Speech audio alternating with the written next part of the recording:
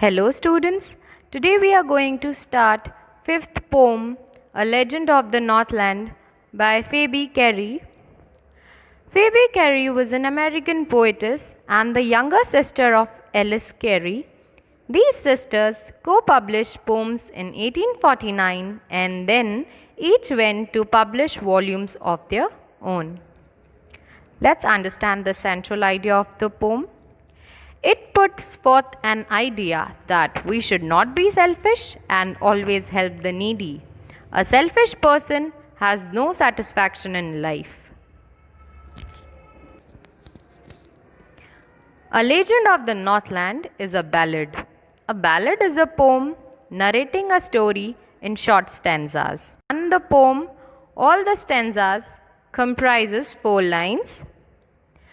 This poem narrates the legend of an old lady. Legend means a historical story, one which is very old and has been passed on from generation to generation, who angered Saint Peter because of her greed. In total, there are 16 stanzas in this poem, and these stanzas will tell us a story. Ballads are a part of folk culture or popular culture and are passed on orally from one generation to the next. First stanza. Away, away in the Northland, where the hours of the day are few and the nights are so long in winter that they cannot sleep them through. In the region around the Northland, the duration of the day is very less because its position is such that the sun rays reach for a very less time. When this area is experiencing winter season, the duration of night is very long and the daytime hours are very less. In the line 4th, they refers to the people who live in this region. The poet says that the duration of the night time is so long that the people cannot sleep them through. If they go to bed, take a few hours of sleep and then they wake up. It is still night time. He wants to emphasize on the fact that the duration of the night is very long. Second stanza, where they harness the swift reindeer to the sledges when it snows and the children look like bear's cubs in their funny furry clothes. Sledges means a cart used on ice. Harness means a network of rope or straps. Swift means something which runs very fast. And reindeer means any Arctic and subarctic dwelling deer of the species. The Northland region experiences severe cold conditions. It is a snowy area. The reindeer is an animal which is found in this polar region. People tie the reindeers to sledges and then reindeers pull the sledges. He adds that the children look like young ones of a bear because they wear funny looking clothes made of fur, which is like the furry skin of a bear. Third stanza. They tell them a curious story. I don't believe this true, and yet you may learn a lesson if I tell the tale to you. In the first line, they refers to parents or elders and them refers to the children or the younger generation. The elders of the Northland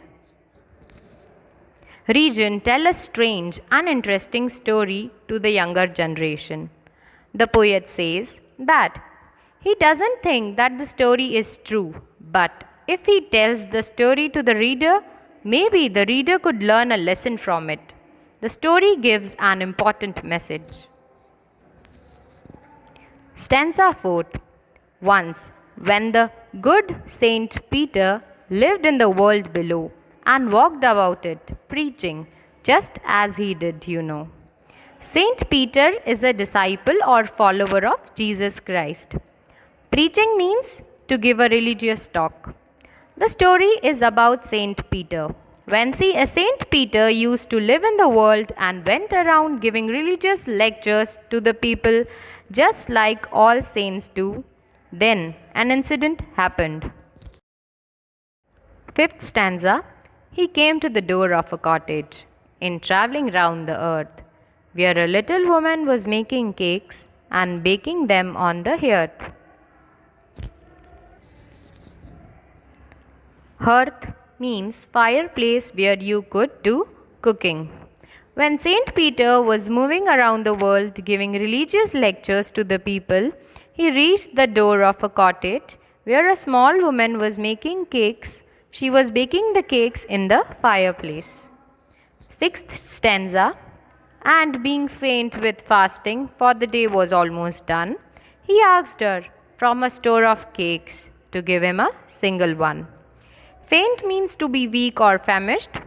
As Saint Peter had not eaten anything the entire day, he was very hungry and was feeling weak. So he went to this woman who was baking cakes and he asked for one cake out of the many cakes that she had baked. Now I'll discuss some poetic devices with you. First stanza, first line, away, away in the Northland. Repetition figure of speech because the word away is repeated for poetic effect. Next line, where the hours of the day are few. Hyperbole figure of speech because an overstatement that the hours of the day are few. Third line, and the nights are so long in winter. Hyperbole because an overstatement that the nights are so long in winter. Fourth line, that they cannot sleep them through. Light figure of speech because the negation is used to convey a positive meaning that they are awake in the night. And alliteration because the consonant sound T is repeated in the words them and through. Second stanza, first and second line, where they harness the swift reindeer to the sledges when it snows. Alliteration because the consonant sound W is repeated in the words where and when, and consonant sound S is repeated in swift, sledges and snows. Next line, and the children look like bears' cubs. Simile figure of speech because there is direct comparison between the children and the bear's cub. The point of comparison is to look cute and cuddly. Next line, in their funny furry clothes. Alliteration figure of speech because the consonant sound F is repeated in the words funny and furry. Third stanza, first line, they tell them a curious story. Transferred epithet because the adjective curious has been transferred from people to story. An alliteration figure of speech because the consonant sound T is repeated in the words they, tell and them. Next line, I don't believe this true. Light figure of speech because the negation is used to convey a positive meaning that the tale may be false. Next line, and yet you may learn a lesson if I tell the tale to you. Alliteration figure of speech because the consonant sound T is repeated in the words tell and tale, and consonant sound Y is repeated in the words yet and you, and the consonant sound L is repeated in the words learn and listen. Repetition figure of speech because the word U is repeated for poetic effect. Fourth stanza, first and second line, once when the good Saint Peter lived in the world below. Metonymy figure of speech because the words world below represent the earth. An alliteration figure of speech because the consonant sound W is repeated in the words when and world. Next line, and walked about it, preaching just as he did, you know. Metonymy figure of speech because the word it represents the earth and he represents Jesus Christ. Fifth stanza, first and second line, he came to the door of a cottage in traveling round the earth. Synecdoche and alliteration figure of speech. Synecdoche because part door stands for the cottage, and alliteration because the consonant sound C is repeated in the words came and cottage. Next line, where a little woman was making cakes and baking them on the hearth. Internal rhyme and alliteration figure of speech. Internal rhyme because The rhyming words making and baking are used in the same sentence for poetic effect.